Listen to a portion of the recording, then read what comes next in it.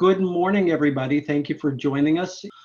This is Mark Salter. I'm the Executive Director for CFA Society Minnesota. We are going to talk geopolitics, COVID-19, and international finance with Daniel Lansberg-Rodriguez and Taufiq Rahim. Sheila is going to moderate the Q&A period toward the end of the session. Before we get started, I did want to say a quick thank you to our annual sponsors, the firms that you see on the screen here, RBC, DGI, Nuveen Security, and et cetera. These are the firms that every year contribute their time, talent, and treasure to make sure that we can deliver professional learning events like today's session. And we simply cannot do the work that we do without their support. So wanted to take a moment and thank them. I am going to show you Daniel's screen with the bio, and we'll put that back up in a minute as he gets started. And we have a similar bio shot for Taufiq, and we'll put that back up in a minute as well.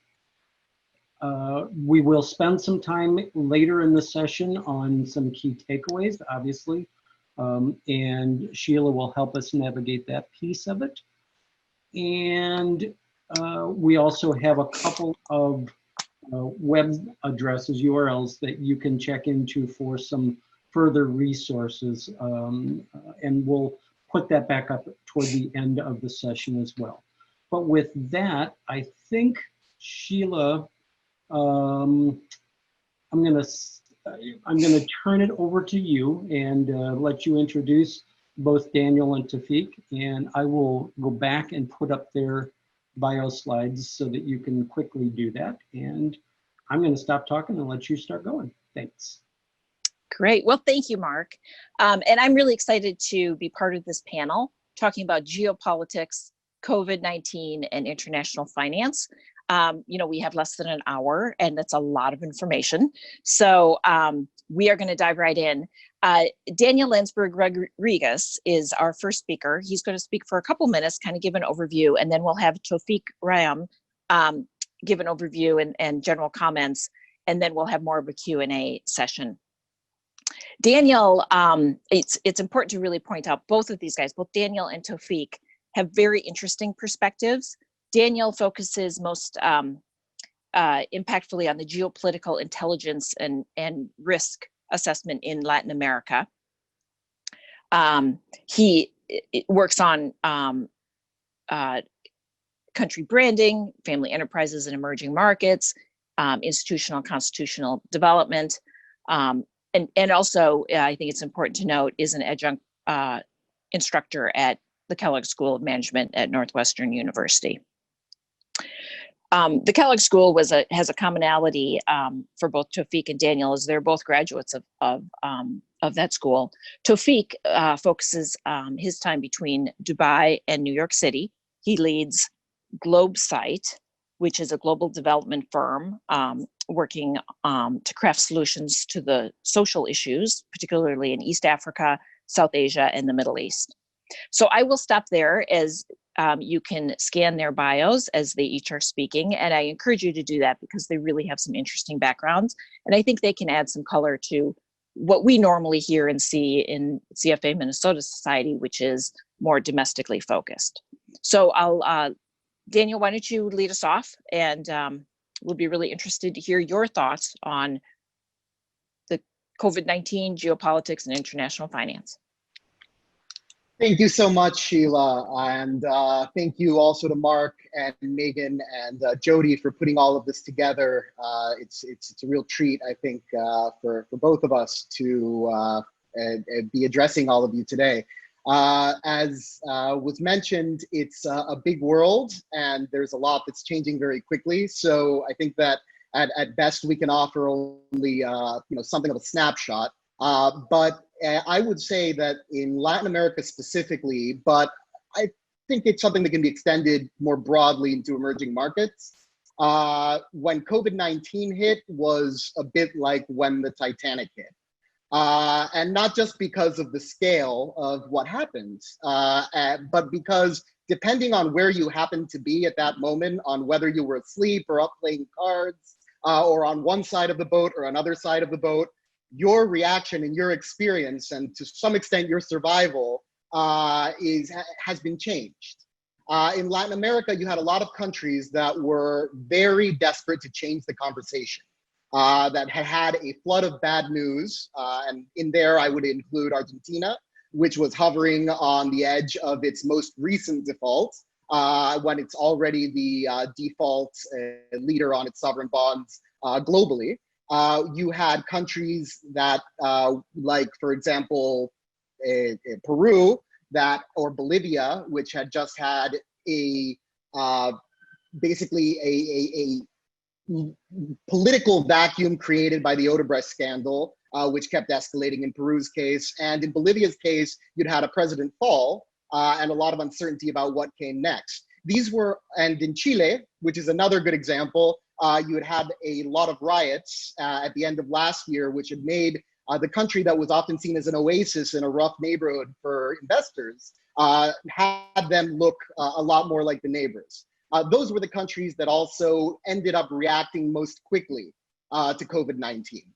The countries that were ready to have something else absorb negative headlines were the countries that really went into overdrive quickly, started shutting down, started locking down, and their presidents, their leadership, has been rewarded by having very strong public approval rating boosts, as well as a much more political consolidation of power due to the pandemic. And that's something that I think it's important to recognize, that during a pandemic, there's no such thing as a libertarian, and there's really not that much of a thing as a separation of powers. Pandemics tend to centralize government authority very strongly. And in the region of the world that has a bit of a checkered past in terms of democracy, and a lot of countries that transition to democracy in living memory, that's something that has very much changed the political scenario.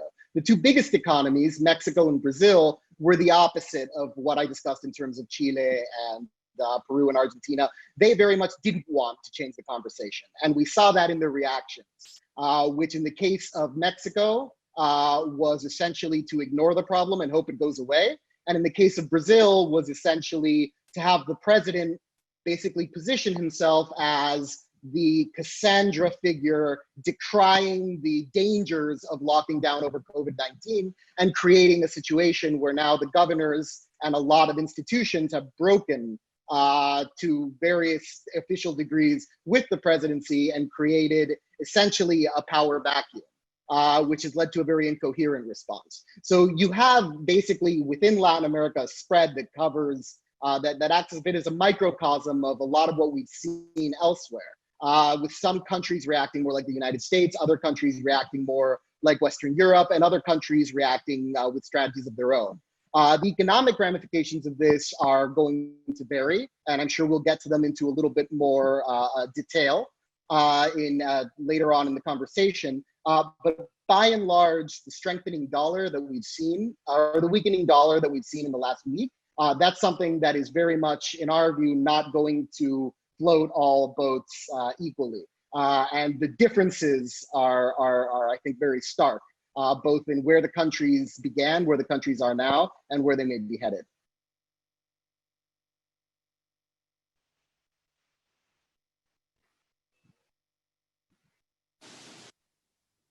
All right, thank you, Daniel. Taufiq, would you like to share some of your thoughts?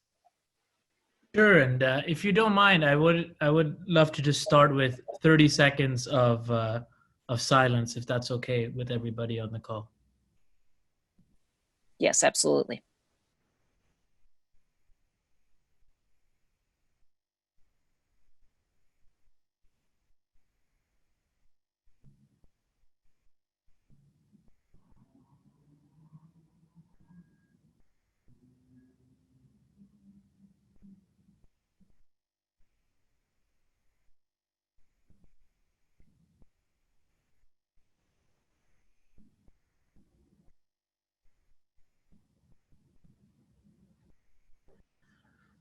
All right, thank you. Thank you, Sheila, and the CFA Society, and everybody on the call for joining today.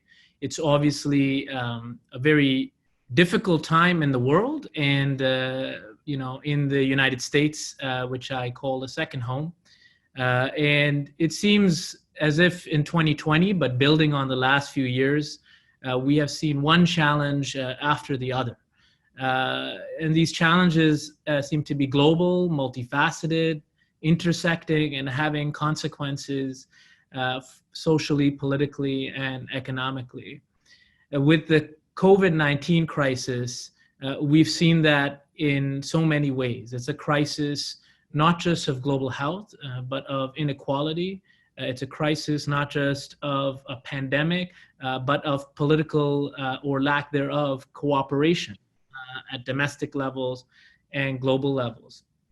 One of the things that I would say is that while many things have changed in the COVID-19 era, many things have changed the same, or things that were extant have become accentuated or exaggerated, or cause that deeper of a fissure. And I think when we think about the example of the Titanic, it's an apt one from Daniel, because this was an iceberg that was slowly moving. In one sense, the world had a heads up, even if it could have been more from China, and still moved right into the Titanic. And so I think it's a really apt example that Daniel used. I work extensively over the last 5 years at the intersection of global health and geopolitics.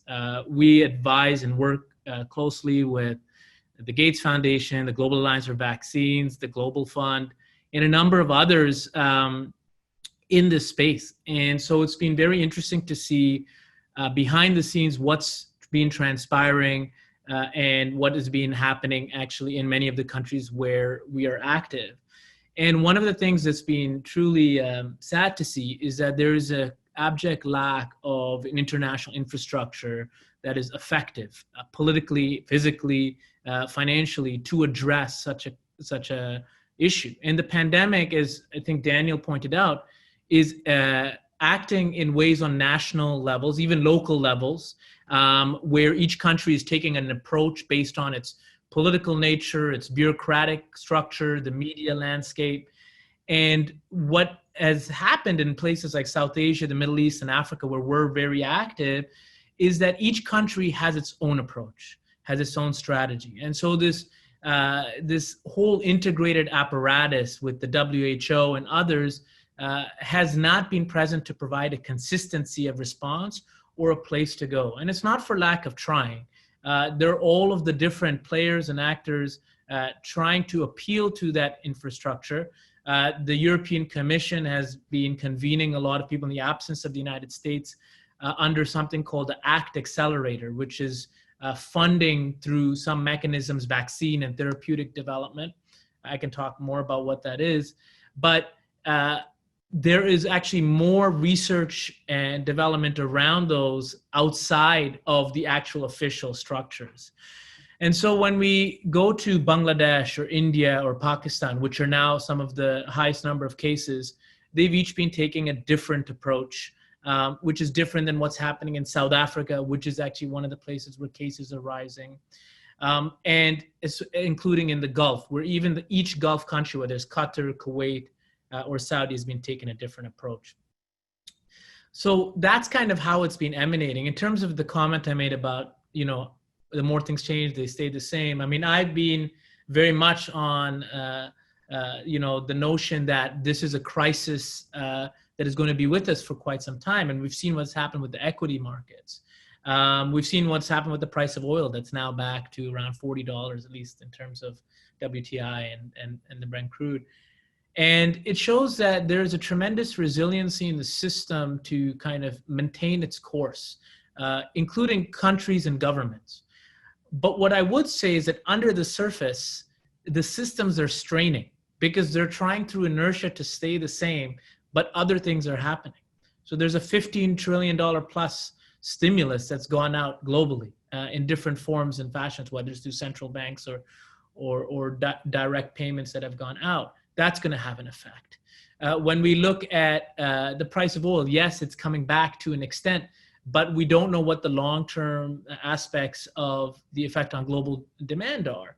And then in terms of governments, we actually haven't seen a government fall, but we've seen tremendous things happen, whether from Brazil, as the case that Daniel was saying, or what's happening right now in India under Modi, what's happened in China, which seems to have just glossed it aside. There are going to be strains underneath that I think we're only going to start unpacking in the coming months.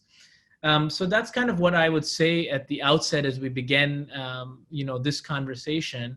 And lastly, just to kind of put the issue that I think is the most important, is that we're in a situation that globally we're rebalancing from an economic standpoint, I think, in an epochal cycle. And then domestically across many Western countries, we have fissures of inequality that have been really brought to the fore.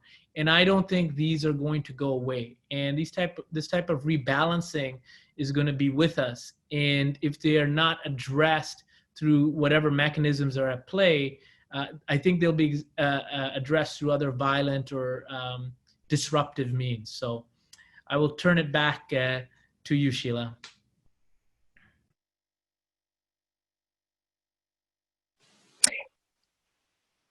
Thank you, Taufiq. I appreciate those comments. I know that Daniel wanted to follow up with a couple of comments. So, before we go on to any questions, Daniel. Sure. Thank you so much, Sheila. And thank you, Taufiq. I really appreciated your comments. I think one difference that is worth noting between the region that Taufiq covers extensively and the region that I cover extensively is that the Middle East and Africa, or in sub-Saharan Africa, have been spared a lot of the depth of pandemic that Latin America has had. As the United States, if we work under the assumption that mortality is tapering off and that the spread has been at least to some extent contained, which is a big assumption, Brazil looks set to become the next epicenter of COVID-19. And this is something that in part has to do with the inequality theme that Taufiq mentioned. One of the reasons that Brazil has been hit very hard by the COVID-19 pandemic in a way that Mexico, for example, has not, even though they both had almost benchmark level broken responses to the crisis itself. From a political standpoint, is that the areas of the country, both countries have large areas, large swaths of the population where the federal government has a lot of trouble exerting control. But in Mexico, those regions tend to be largely rural and small cities up north, where the government can't really exert control because of the cartels.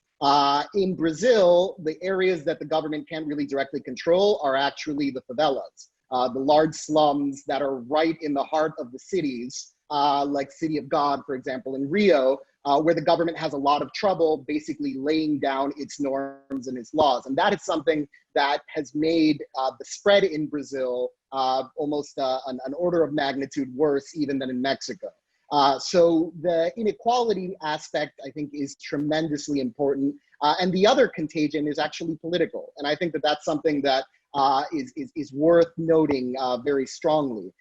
Because, I mean, just yesterday, there have been anti-Bolsonaro protests in Brazil for months now. But they're starting to take on a Black Lives Matter type flavor that I have never seen before in Brazil, despite the plight of Afro-Brazilians. What's happening politically in the major economies is not happening in a vacuum. And that's something that is having very clear trickle-down effects across the region. And I think that that's something that both as an investor and as you know, a citizen of the world is really worth keeping an eye on. Also, just the one last thing I wanted to mention that I didn't touch on is I've been working, I mean, my company, Greenmantle, we work with 25 of the 40 largest hedge funds, some of the largest global family offices, and a couple of governments and sovereign wealth funds. And seeing sort of the difference in which these various groups who are all looking to try and preserve value or create value during these unprecedented times, have focused on various areas has been something that's been tremendously eye-opening for me. The way in which, the hedge fund strategy of playing to the news and the short-term gains has been, creating larger losses and larger gains in such a short amount of time. And the difficulties that groups like family offices and sovereign wealth funds that are not necessarily looking to react to today's news, but are looking to try and see, weeks or months ahead. The difference between those two models, I think, has never been starker than it is today. All right, interesting. Thank you to both of you. So you both brought up some really interesting points. When I think about pre-COVID-19, we were already witnessing several themes. Like some would posit this includes like the United States regarding global leadership and the rise of the alternative Chinese economic, technological, and political model. And perhaps a growing impulse towards deglobalization. So you mentioned, Daniel, that within a pandemic, people lose their inclination to be a libertarian, right? And yet we're seeing with some of the protests, we're actually moving more towards libertarian, and the established structures are seeing more strains. So speaking more specifically about the United States and global leadership, based on what we're currently seeing, the stresses in the system based on the protests, as well as the COVID-19, where do you see global leadership, United States versus China or other places? Daniel, why don't you start, and then Taufiq, if you'd follow up, that'd be great. Sure. So I would start by saying that the pandemic and the protest, they both exacerbated what has been a loss of US leadership, which probably predates the current administration, but which has been accelerated considerably by the current administration's priorities. By and large, that has created a situation where on one level, the US and people or countries are turning to the US much less for best practice. But they're still turning to the US for justification. What do I mean? For example, I'm Venezuelan originally, and that means that I am sort of, if Latin America is essentially a totem, it's a carousel, and one country is usually up and one country is usually down. My country has been sort of at the bottom of the Latin American pecking order in terms of governance for well over a decade. And as the, as Chavez's old revolution has become much more, how can I put it, autocratic in recent years, they have wanted to do a lot of the things, for example, locking everybody down, controlling and monitoring media that they are doing now under the guise of doing it for the pandemic. But the political costs and the international costs of those sorts of actions were significantly higher. The pandemic has given basically every government a blank check to lead as it will during this period. The risk, I would say, is that absent coherent international pressure, the incentives for all of these governments to ever put that genie back in the bottle and start opening up the concentrated power that they've enjoyed during the pandemic are actually quite low. And what we have essentially is a rise of a sort of new Cold War between primarily China and the United States, which on the economic level, and those are two very different models, because Latin American countries and African countries, when you get money from the IMF, or you get money from the World Bank, or you get a loan from the US Treasury, that loan comes with a lot of strings attached. The interest isn't actually that high, but the expectations of what you have to do, the amount of control that you have to hand over, both economic and political, is quite strong. China will usually charge you quite a bit more interest, but they won't judge you. And we're entering a moment in which the judgment-free period in terms of domestic policy, as we exit that, I think that the Chinese offer is going to look significantly better, even to countries that have traditionally aligned more with the United States for political or geopolitical reasons. And I think that's something that marks a big change. Also, and this is the last thing I'll say about it, the fact that we are seeing images in US cities today, Minneapolis among them, that are the images that we're used to seeing in places like Venezuela, and which we were shocked to see as recently in last year in places like Chile. There's a certain normalization effect to strong arm tactics of a central government towards peaceful protests, which the next time that a Latin American country acts that way towards its own people, the immediate response to any criticism is going to be, well, the United States does it too. And that's something that I think very much weakens the normative effect that the US has put a lot of energy, time, and treasure over decades into trying to establish vis-a-vis emerging markets in the developing world.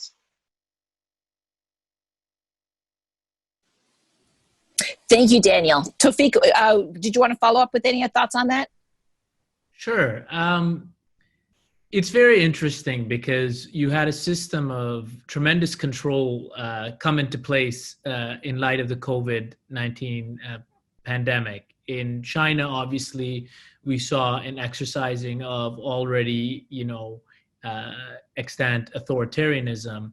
But in the democratic West, we saw processes, procedures, policing put in place that we had never seen before in terms of curfews and in terms of restrictions on day-to-day life and freedoms.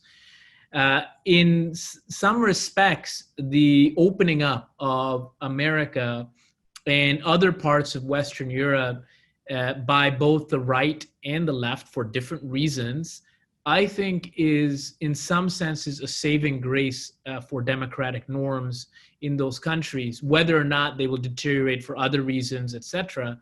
Because the longer a situation like that is in place, one, it becomes a norm to be able to deploy or use those new innovations of control, and two, they're deployed for many other reasons, right? And we saw that after 9/11 with many of the different legal aspects of whether the Patriot Act or surveillance, or even as we're seeing the 1033 framework, which allows for the militarization of police. That started after 9/11 as military equipment started returning from Iraq, Afghanistan, and elsewhere. So you get a lot of residual effects, in that case of militarization and surveillance, and today of policing and control. And so that push and pull between people and the government is playing itself out. And I don't know where it's going to end up. We can go back to 1968, and I'm sure many of you have looked at that example of when there were a tremendous amount of protests, and then there were a series of riots after the assassination of Martin Luther King Jr. And then several days later, you had the passing of civil rights legislation, the Civil Rights Act 2, and you then had the election of Richard Nixon on a law and order platform. And so you can get very much a pendulum swing in many directions. And that's what we're in domestically right now. It's still playing itself out. And so it's important not to take a short-term view of what happens, even though you could have a government fall, another one come in, and then you could have the reverse, especially this pandemic goes on for a while and these protests continue. It's a very interesting combination. From a global geopolitical standpoint, the China-US kind of contestation or competition has been playing out obviously for the last 7 to 8 years in earnest. When Obama announced the pivot to Asia, which he never implemented because he got submerged into the Middle East, which tends to happen to many US presidential administrations, that actually neglects Latin America and even the economic potential. And it's like all the time they come to the, but anyways, that's maybe a story for another day. And with the Trans-Pacific Partnership, that was an attempt to kind of create. It's okay, we're used to it. That was an attempt to create some structure around, this rivalry. Now what has happened is you have a U.S. going it alone. I think you have regions like ASEAN, which are trying to determine how to negotiate and navigate the relationship with China. in the Gulf, there's been a tremendous investment in relationships with Russia and China, including if you look at the oil exports that are happening right now from the UAE and the infrastructure that goes to China. Much of the Middle East is now a fulcrum point for the Belt Road Initiative that Daniel alluded to in terms of the loans that China is giving out to a number of countries for infrastructure development. But it's going to be very interesting to see if we have an autonomous sense of direction develop within this core of the world, where actually we work predominantly in South Asia, Middle East, and Africa, which were previously seen as areas of contesting influence for the US and China. But they've gone through now a series of exercises, many countries in Africa, of loans with China. Sri Lanka went through this process. Malaysia's gone through this process, where they've now pushed back or had situations where China's tried to possess core infrastructure. And so there's an ongoing negotiation. What we're going to have to see is, are countries able to play or create an autonomous sense of policymaking that creates almost a tripolar atmosphere kind of in the world. And so that's, I think, something to kind of pay attention to over the next 6 to 12 months. And I will say one final thing. A lot of this will hinge on the economic and financial health of these countries. And they don't have the same central bank infrastructure to be able to create stimuluses, to be able to create a resilience for their economy to come out. And so they're very much tending to reopen very quickly, and they could end up becoming insolvent in many cases, some of these countries, whether it's Pakistan or others, which will leave them beholden to, quote unquote, like a highest bidder. So it's going to be kind of an interplay that's going on over the next 6 to 12 months. Thank you, Taufiq. Very interesting. I want to follow up with that comment and just ask more specifically to each of you, both Daniel and Taufiq, Daniel Latin America and Taufiq Middle Eastern, Northern Africa area. When you look at those economies, which do you think are best positioned to weather this public health crisis? You know, from a health perspective as well as from an economic perspective. And is there any that you would short or just be sure to avoid?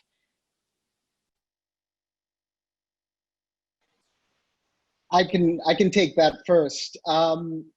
So, well, by and large, what you're looking for, if you want a successful response to COVID-19 without too much, without having to go out of your way too much, are countries with a lot of GDP and very few capitas. That is the winning combination. Countries like Costa Rica, to a certain extent, Uruguay, countries that have been able to essentially pay their people not to work for extended periods of time, lock down relatively early, and have either the wherewithal in terms of FX stores or at least sufficient international credit lines and reputation to be able to borrow or spend their way through this very tricky time. Unfortunately, those also tend to be Latin America's very smallest economies. And on top of that, some countries that have significant GDP and very relatively few capitas, like Chile, also have either big problems that were sort of rearing their head coming into it, and at the same time, very heavy commodity dependence. And we all, I think, are aware of what a roller coaster commodities have been over recent months. So I would say that where you want to look is essentially countries not necessarily that handled the crisis the best, but which the optics of their handling it were so bad that the market may have oversold. And so, for example, I think that Mexico actually is a case like that. Because of AMLO's sort of devil-may-care attitude and the fact that he had hardly endeared himself to investors going into the problem, I would say that the Mexican elite, or at least the ones that I have been talking to, are much more worried about Mexico and Mexico's future than the macroeconomics, than things like the central bank stores, that the current account balance would really lead one to consider. the noise coming out of the country is probably, there's more smoke than fire. Brazil, which is the largest economy and the one that I think most people are used to investing in, I think there are very good opportunities to go deep in certain sectors that have, for example, a lot of exposure to Chinese export markets, which seem to be recovering relatively well, or which may have been overpunished in areas, for example, like aerospace, that you could probably create a lot of value by going in now. But I don't think, given the fact that unlike Mexico, the center hasn't held politically, it necessarily makes sense to bet large on the country. So there you're going more into basically sectoral picks, trying to find the needles in the haystack, because the haystack itself doesn't really look good. Chile, I think it actually has, there's a lot of opportunities there. The country that is probably, I would say, had the largest silver lining of this entire crisis has been Chile. It has had, it hasn't contained the spread of COVID-19 as much as some of the smaller countries that I mentioned initially. But going into the crisis, the news was very bad.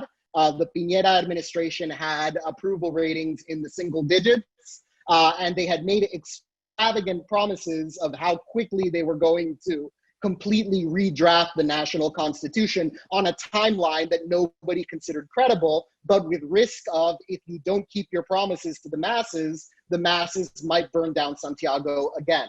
The COVID-19 crisis has very much taken some of the urgency out of that process. It's allowed them to delay the April referendum on the new constitution to October, which has bought them time that they sorely needed to try and reorganize and limit the amount of change to the system, which is a system that, while not necessarily popular with a lot of the population, has proven itself incredibly popular with investors. And finding a way to balance those needed changes while not throwing out the baby with the bathwater is a process that Chile has bought itself sufficient time with. The final one, in terms of Mexico, and this is something that may come up, would be Pemex. Pemex is, López Obrador, people think of him as a crazy left-wing populist. And, that makes sense because he speaks fluent crazy left-wing populist. But he's something kind of different. He's an old school sort of nationalist priest. The way to think about him is, imagine, some buddy comedy where in the 1970s, a random pre-operative in Tabasco is cryogenically frozen and thawed out 40 years later and made president of the country. His plans, which he's had since the 70s, were actually right for the 70s. The future of Mexico was oil refining. The things that he wants to do now would have made a lot of sense to do then, but he doesn't really pivot or tack in when events change. So, for example, Pemex, which is the crown jewel of his agenda, that's something that you should expect to see a lot of bad news coming in terms of Pemex, but that news is never going to lead to a default because it's basically too big to fail, not only for Mexico, but for AMLO personally and his legacy, which is what he's playing for. So if you basically want an asset which is going to pay out at par at some point, and which has considerable yield, but which, and you don't have to report, you're not in a position where you have to report a balance sheet, which is going to fluctuate a lot because the news flow around Pemex has been terrible and is going to continue to be terrible. That's something that for a certain type of investor with a high risk appetite and a high reward appetite is definitely worth, I would say, considering. But by and large, I think ETFs, picking countries, unless they're very small countries, isn't necessarily the way to play this because not all boats are going to float equally,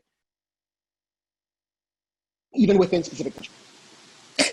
Thanks, Daniel. Taufiq, before you jump in with your comments on that question from previously, could I just follow up real quick, Daniel? We had a particular question about Argentina and the election, the presidential election, and then with COVID-19, default on the debt. Just any thoughts you might have on Argentina would be interesting too. And then Taufiq, if you want to take that same question about your general area. Argentina is a country that I could go on all day. It usually, I would say, makes up about 2% of my clients' portfolios and yet absorbs 70% of my time. because it is so volatile and the politics are so volatile. The fact that I would say there's a nation branding story in Argentina, that Argentines are tremendously good marketers. The fact that they were able to, during the Macri wave, sell a century bond, given the fact that the new administration was not Peronist and no Peronist government had ever even finished their term since Perón was in charge. And the fact that there was, an assumption that sooner or later Peronism was going to come back, that's something that boggles the mind. That said, the people in charge now are to a large extent as the ones who were in charge during the last wave of defaults in the early 2000s, and the 2014 one, which was basically an extension of those.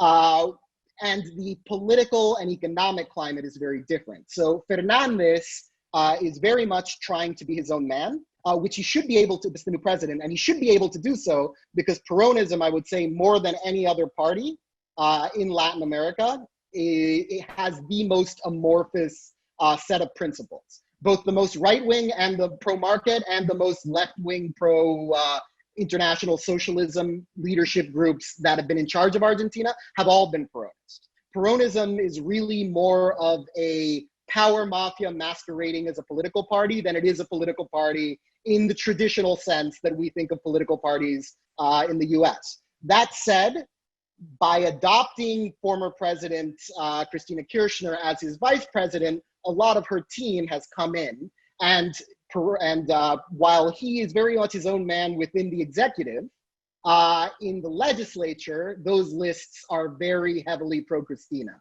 So what we're seeing right now, and it's something that's been very frustrating for investors, is basically a situation where you have a more moderate set of premises and expectations coming out of the president, which is then undermined to a certain extent by some of the more far left Peronist holdovers from the two administrations ago in the legislature and in various parts of the government who are closer to Cristina.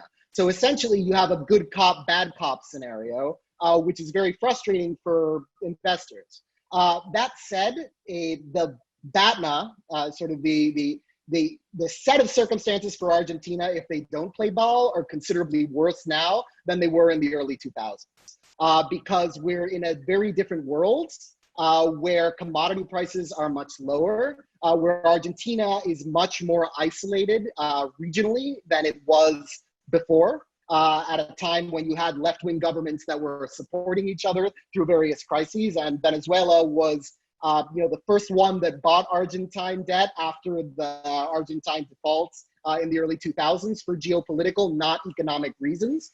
So you essentially have, you had a set of lifelines before that you don't have now.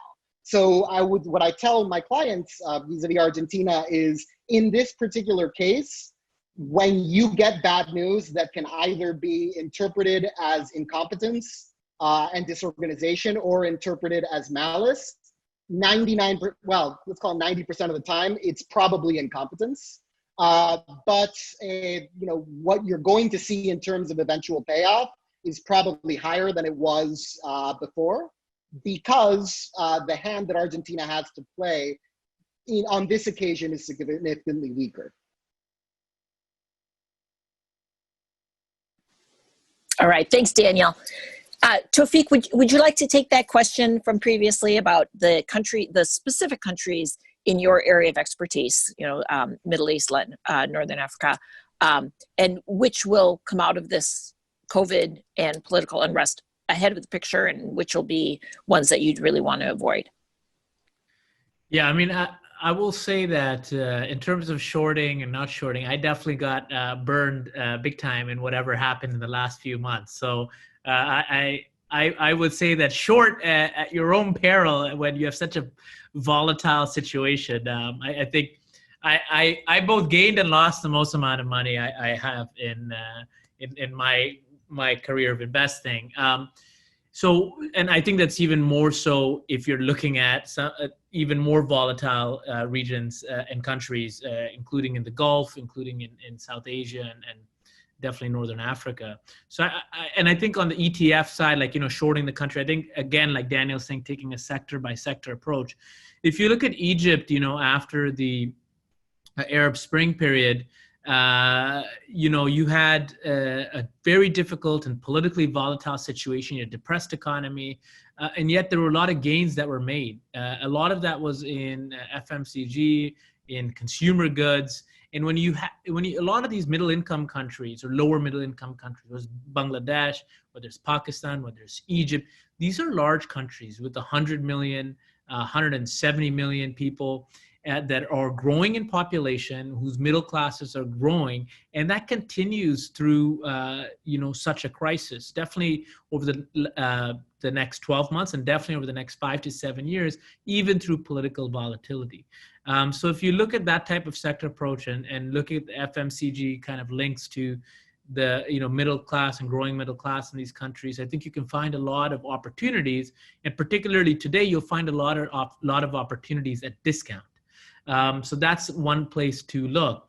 The second is around, I think the point that Daniel also made, small countries with high capital base, low population. Obviously I'm in one, the United Arab Emirates, where you have 9 to 10 million people and a significant GDP with only 1 million nationals, right?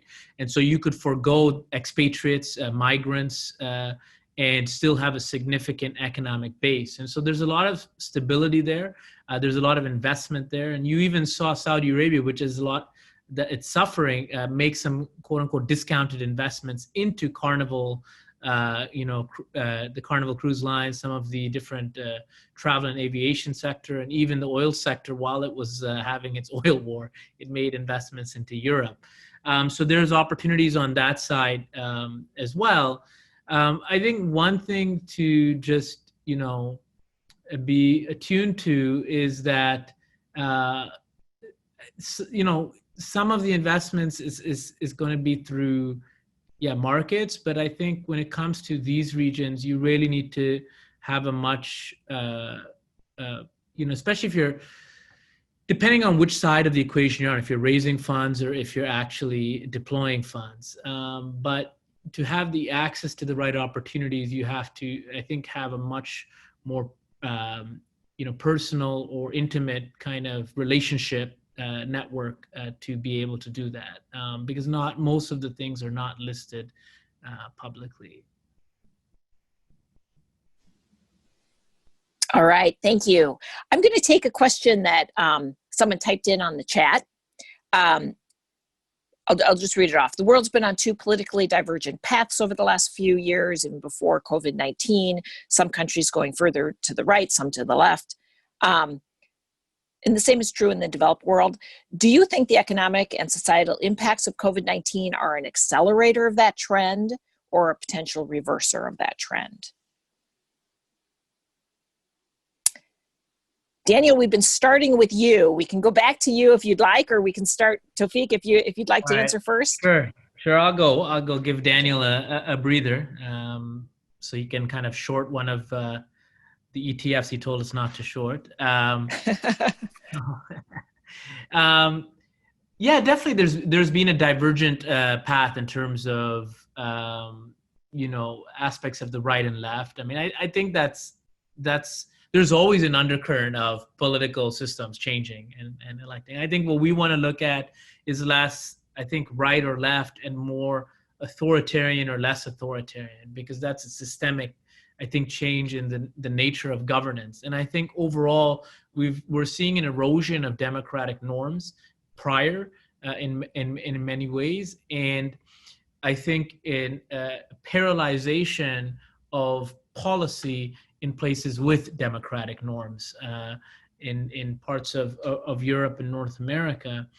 And I think this crisis only heightens that. I think it heightens in the short term, the authoritarianism that was already at play. But I think, like I said at the beginning, there is a strain underneath the system. And that strain, which is now emanating, it is in the Afro-Brazilians that Daniel mentioned, and Black Lives Matter In many other places, we can see that starting also in parts of the Arab world, where we're hitting the 10-year mark after the Arab uprisings, and you're going to see a lot of movement over the next 1 to 2 years in the streets. So while I think you have a further grip of authoritarian regimes, an authoritarianizing of certain countries that were previously or are currently democratic, I think you have an anti-system current underneath the surface that is being fueled by this pandemic, that is being fueled by the inequality. And so you're going to have, I think, a clashing of these two phenomena.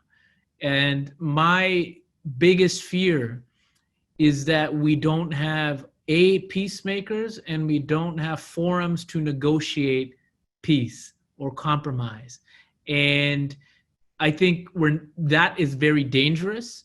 I actually think on a geopolitical level, we have a better ability to negotiate national interests, not into some term of long-term, kumbaya, peace between China and the US. But just like the USSR and the US, you find ways to make agreements on particular issues where you get some of your interest and not. And even Trump on trade was, doing that. Whatever he's doing now, I can't comment on. And so I actually think it's on those domestic political situations that there is the most fear as these two phenomena start to kind of clash with each other. Building on Taufiq's, I think, very strong analysis, I would say that in terms of how we view it, it's less about authoritarian and democratic or right and left, and more about populist or institutionalist. And what we've been seeing, at least in Latin America, but also I'd say in Europe and in elsewhere, and the US definitely, is not so much a shift on the right to left axis necessarily, but a shift from the institutional to populist axis, which often will end up mirroring whoever happens to be in charge when that shift takes place. So the premise that Brazil has become more right-wing, and that's what led Bolsonaro to win, I don't think that's necessarily true. And I don't think that Mexico has become more left-wing, and that led López Obrador to win. What happened was that essentially in Latin American history, you've had 4 big populist waves. And they've been getting closer together with a lot less time in between. The first one was in the 30s, 40s, and 50s, which are your Peróns, your Getulio Vargases, basically populist leaders who were not, they had a lot of differences in terms of right and left. In fact, Perón was ultra right-wing the first time and kind of a moderate leftist the second time. So even the same populist could be right-wing or left-wing, depending on what period you caught him in. What did change quite considerably, and what everybody agreed on, was that international interests have way too much sway over Latin America, and we are going to nationalize, and we are going to take control of our own destiny. And there were right-wing governments that did that, but which created crony capitalist structures around them. And there were left-wing governments that did that basically under an argument of international socialism. Fast forward to the 1980s, you have a populist wave that was actually quite right-wing. Those were your Menems. Those were your Alberto Fujimori in Peru. Those were, to a lesser extent, or at least a bit equal extent, but maybe more anachronistic because it was a little bit later, your Álvaro Uribe in Colombia.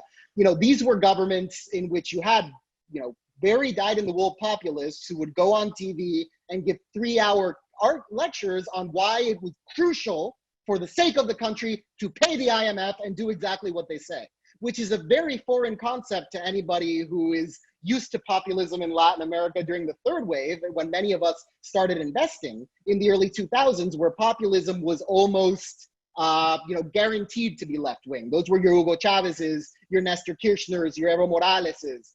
So you had populist waves that were ideologically homogenous in the 80s and in the early 2000s, 80s and early 90s and then the early 2000s.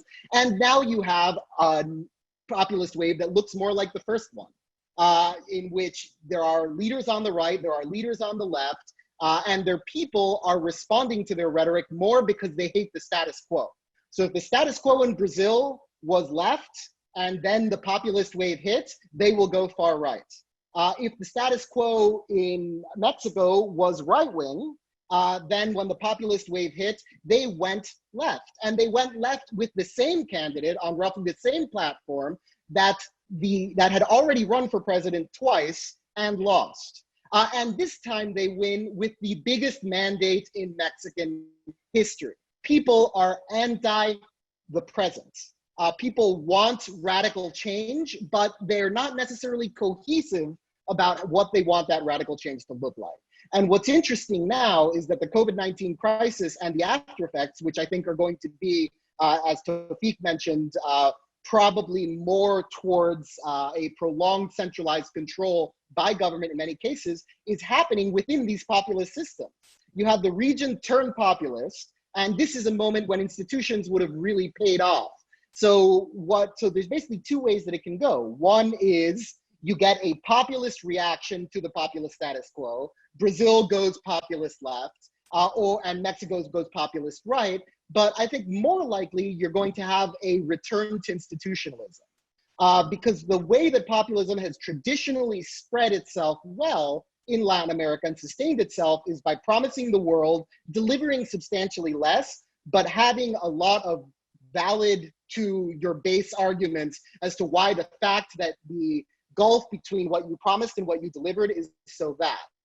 I think under these conditions, it's going to be very difficult for any president to do that. So I do think that we're going to get a swing, but it's going to be a swing towards institutionalism in the medium term, not a swing towards more populism.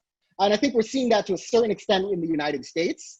I think if Trump had been a stronger left-wing sort of Bernie Sanders character, and the pandemic had been handled similarly badly or imperfectly to the way it was handled in the US, we would probably see a sort of Romney-esque type institutional right-winger having a huge lead in the polls. So I don't think that the way to try and imagine the moves is necessarily going to be in terms of waves or of groupings, because all of the countries are very different. It's in terms of having basically doubled down on an anti-status quo bet that didn't pay off, and maybe the status quo is not going to look so bad come the next election cycle, or the former status quo. Yeah, thank you. Thank you. Really interesting comments. And unfortunately, we're out of time. We knew that there would be a lot to cover, and we knew we could get really in depth on any one of these subjects, but really appreciate having the time that we did with you. And I want to thank you both. I'm going to turn it over to Mark, who's going to put up the slides. If you can think about kind of your key takeaways, we'll summarize there. And while you're thinking, I do need to apologize. I had mentioned that the commonality between you two where you cross is Kellogg. It's not Kellogg, it's Kennedy, the Kennedy School at Harvard. So I apologize for that. So Mark, I'm going to turn it over to you, and then Daniel and Taufiq, if you can give us your highlighted quick little bullet points, that'd be great. I guess I should unmute before I do that. Thank you, Sheila. Thank you, Daniel. Thank you, Taufiq. Really interesting, both wide-ranging and in-depth conversation about the things that are going on in your areas of the world. I think, let me do this. Let me ask each of you to do a 60-second key takeaway, things that you want people to remember from what you've covered today. And while you do that, I'm going to switch to the next slide so that people can see the further resources that we've talked that you guys are providing. So. Let's see, Daniel, you ended, so I'm going to turn to Taufiq first for the really quick wrap up on what you think are the key takeaways.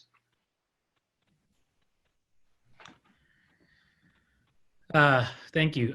So I think first, thank you very much all for hosting us. It's been great. I know we didn't get to speak to many of the people on the call. I'm glad we shared this space. Please do not hesitate to reach out at any time, and Jody or Sheila can share my contact details. It's a definitely an interesting moment. I would put three takeaways kind of to think about. One is be either short-term or long-term, but don't be both.